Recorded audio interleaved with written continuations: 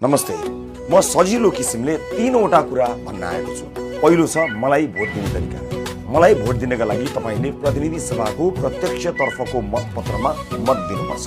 यो निर्वाचनमा तपाईले 4 वटा मतपत्र प्राप्त गर्नुहुनेछ, जसमा पहिलो मतपत्रमा हुने घण्टी चिन्हमा छाप हाल्दा मलाई भोट दिएको हुनेछ। तपाईले देख्नुहुनेछ कहाँनेर छ घण्टी चिन्ह, भेट्ने ठाउँ म देखाइरहेको छु। दोस्रो, हाम्रो पार्टीको उम्मेदवारलाई देशैभरिबाट समानुपातिकमा भोट दिन सक्नुहुनेछ। प्रत्यक्षमा कोही उम्मेदवार नभए पनि समानुपातिकमा घण्टी चिन्हमा छाप लगाएमा त्यो भोट हाम्रो पार्टीलाई आउँछ, मलाई भोट दिए बराबरै हो। त्यसैले दोस्रो मतपत्रको घण्टीमा ढुक्कले भोट हाल्नुहोस् र समानुपातिक सूचीमा भएका हाम्रा सक्षम उम्मेदवारहरूलाई निर्वाचित गराउनुहोस्। नेपालभरको समानुपातिक मतपत्र यस्तो हुनेछ, म देखाइरहेको छु यहाँ। सूचीको अन्तिममा हेर्नुभयो भने तपाईले घण्टी चिन्ह देख्नुहुनेछ।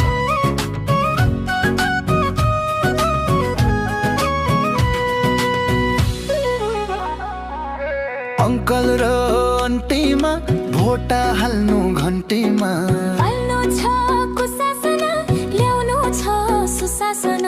हाम्रो देशैमा हाम्रो नेपालमा रविलाई फसाउन गगन केपी लागे। प्रतिशोधको राजनीतिले आफू पनि भागे। झुटा मुद्दा लगाएर दिनु दुःख दिए। कस्तो होला रवि छोरो प्रधानमन्त्री भए। होटल र आन्टीमा भोट हाल्नु घण्टीमा, फाल्नु छ कुशासन, ल्याउनु छ सुशासन। हाम्रो देशैमा हाम्रो नेपालमा देखितिर कुशासनका जंहार तरेर नयाँ इतिहास निर्माणको संहारमा छौं हामी। उदास आँखामा सपनाको पखेटा फैलाउने आकाश बनाउँदैछौँ।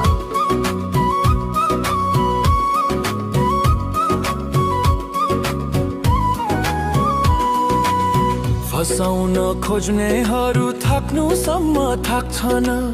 अबको केही महिनामा देशै छोडी भाग्छन्। लुट्नुसम्म लुटे छन् सरकारमा बसी। बोरा बोरा पैसा राख्छन् सुरुङ भित्र पसी। डल्लो पनि भेटिए कोही नेताको घरमा।